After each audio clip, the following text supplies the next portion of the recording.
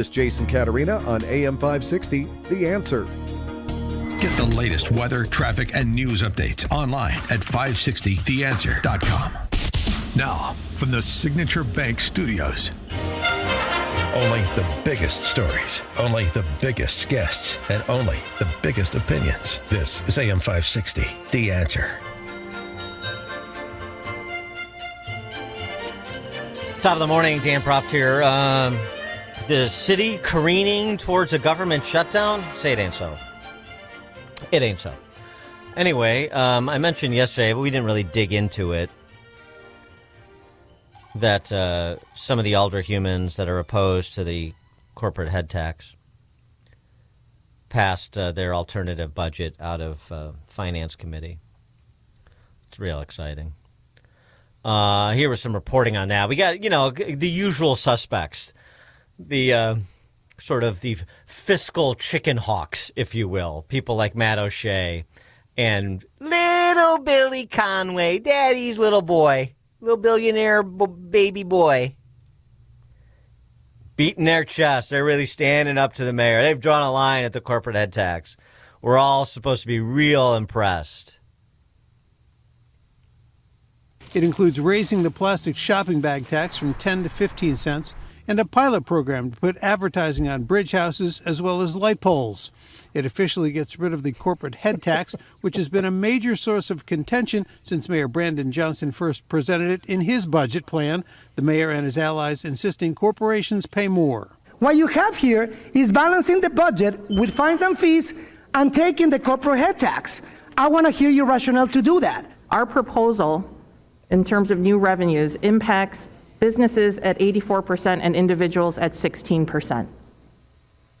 I want everybody to take a look at this for a minute. The alternative budget group say this plan is 98% in line with Mayor Johnson's. Still, some of his allies were frustrated at not seeing the numbers sooner. This is our first time reviewing this. This is incredibly disrespectful. There were also questions about the alternate plan to sell off outstanding debt to raise nearly $90 million. The city comptroller cautioning against it. I would not rely on $89 million in this budget.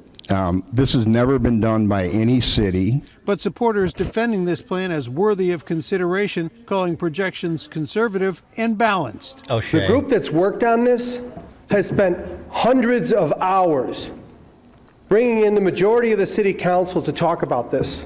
Ooh.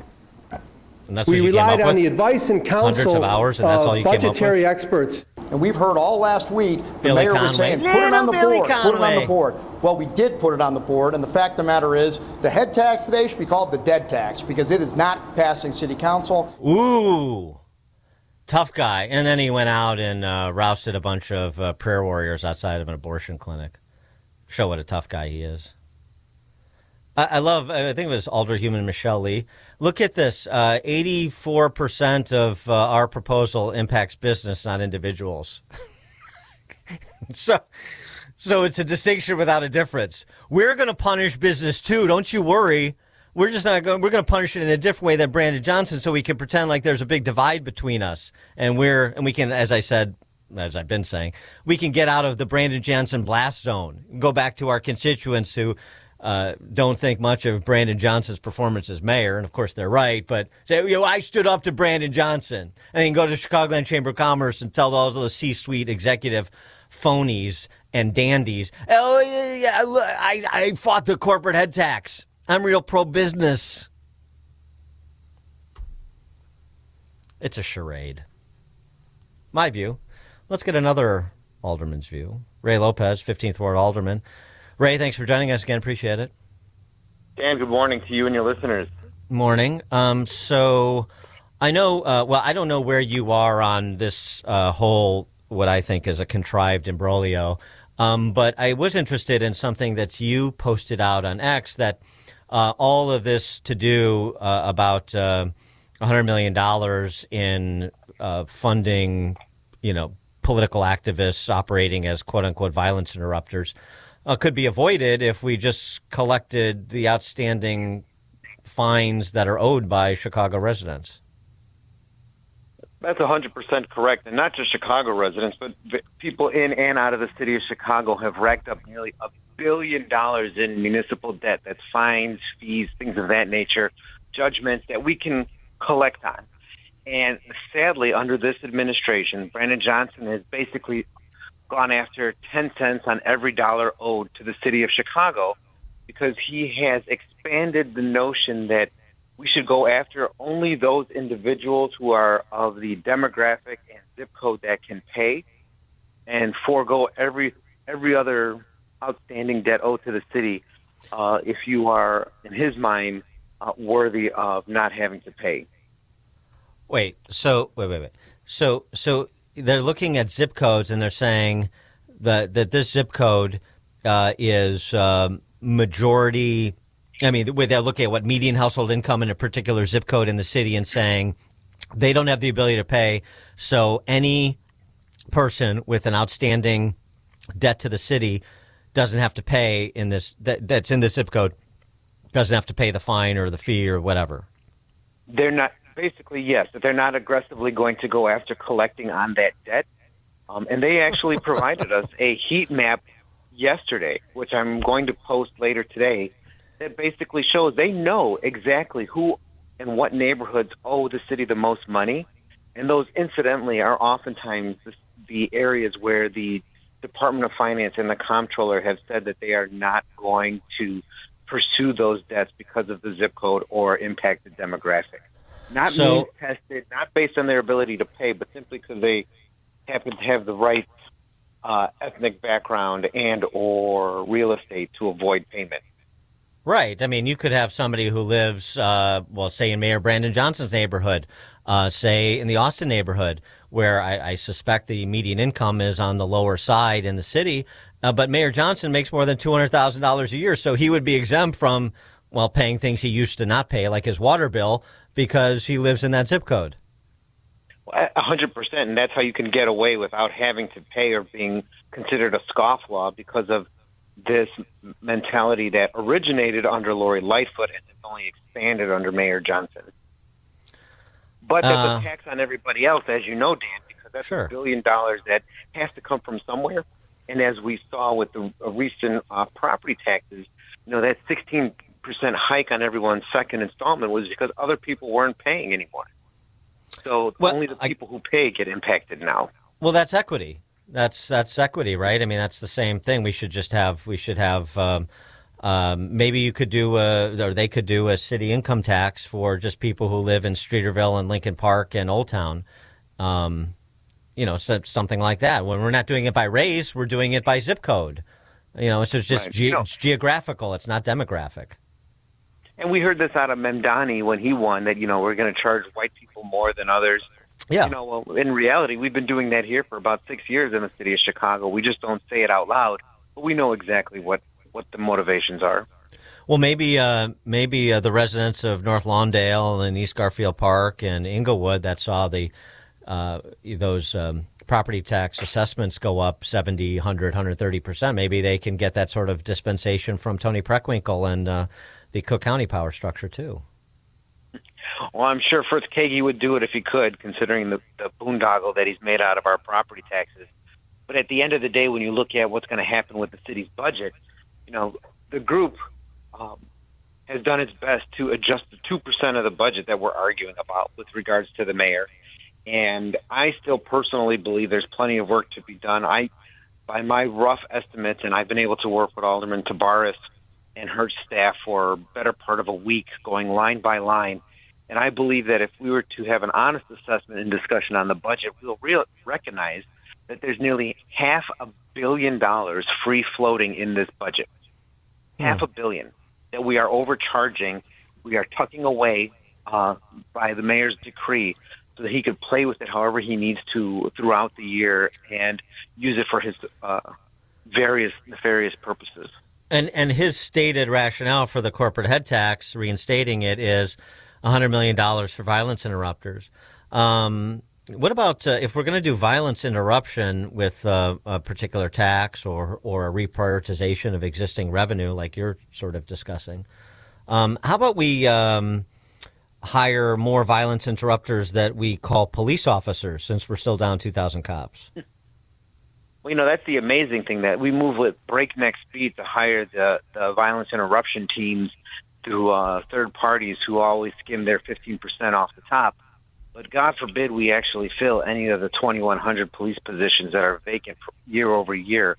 We hire them at 10 at a time every month, while the brand new academy basically sits empty for 11 months out of the year. It's just like what you're talking about with respect to the outstanding fines and fees that are owed by Chicago residents and outside, people who visit Chicago as well, of course, parking tickets and the like. And in addition to the this free-floating cash that you're talking about, is there any thought given to reductions in spend somewhere if you have to prioritize something that is a need and there has not been sufficient revenue to fund a particular need, like, for example, police officers? But even if your need was violence interrupters, I made this point before, in what's the city budget? 15 billion? 16.6. 16.6. And a 16.6 billion, if your priority, as Brandon Johnson said, is providing violence interrupters and food and clothing to the poor, then why don't you just prioritize the first 100 million of that 16.6 billion to that cause? I don't see why everything has to be static. If some sort of down the line priorities are being funded and some up the line priorities are not, why don't you move money around accordingly? Because that would make too much sense and require greater bandwidth than what most of City Hall is capable of accomplishing at this point. So that never came up in the hundreds of hours of meetings that Matt O'Shea said were conducted? Actually, I will say that I brought up cuts to the budget director myself during the marathon meeting yesterday, because the alternate revenue group proposed $46 million in cuts to personnel and efficiencies. The budget director said she was only able to identify $9 million of positions to cut, the equivalent of 131 positions that have been vacant out of 32,000 that are listed in the budget book. That's all she could find. Now, during previous hearings, I was able to bring back to her attention that she has said that in years previous, we have had the equivalent of $260 million in unspent salaries in fiscal year 2025, and that we were entering fiscal year 2026 with their budget with 2,192 positions that have been vacant for the last 6 months in 2025 and going into 2026, not expecting to be filled. Those vacancies alone would save, if you cut them, $177 million from the corporate fund. You could reduce property taxes by $177 million because you're never going to fill these positions, but you keep charging for them. But you would have thought I had grown a third head on top of the second head on my neck when I mentioned this, because no one could understand what I was talking about from the administration when I said you can actually return money while still prioritizing, as you said, all your core programs, because you basically are running a shell game on taxpayers right now with these vacancies. And that's before you get to the $9 million in non-contractual collective bargaining agreement raises and salaries that are running around 8.5%, 4 times the rate of inflation in the city of Chicago. I'm sure, like many of our listeners, I'm sure my head is hurting just as many of our listeners' heads are, all three of them. But yeah, you better dispense with that crazy talk in those circles, Ray. You're going to get yourself in trouble. Ray Lopez, Ray Lopez, 15th Ward Alderman. Ray, thanks as always. Appreciate it. Thanks, Dan. And Ray Lopez joined us on the Turnkey.Pro answer line. This is Chicago's Morning Answer. Hallelujah! Holy on AM 560. Where's the Tylenol? The Answer. I'm Rob Cole, owner of Cole Digital in Frankfurt, specialists in custom audio, video design, and installation. We sell premium TVs from Sony, Samsung, and LG for less money than the big box stores, and premium speakers from Paradigm, Monitor, and B&W. Our installers will mount the TV, hide the wires, and program a single easy-to-use remote, or whole home audio with in-ceiling speakers in each room controlled by an app on your smartphone. We are known for our spectacular home theaters with a laser projector, 120-inch screen, and a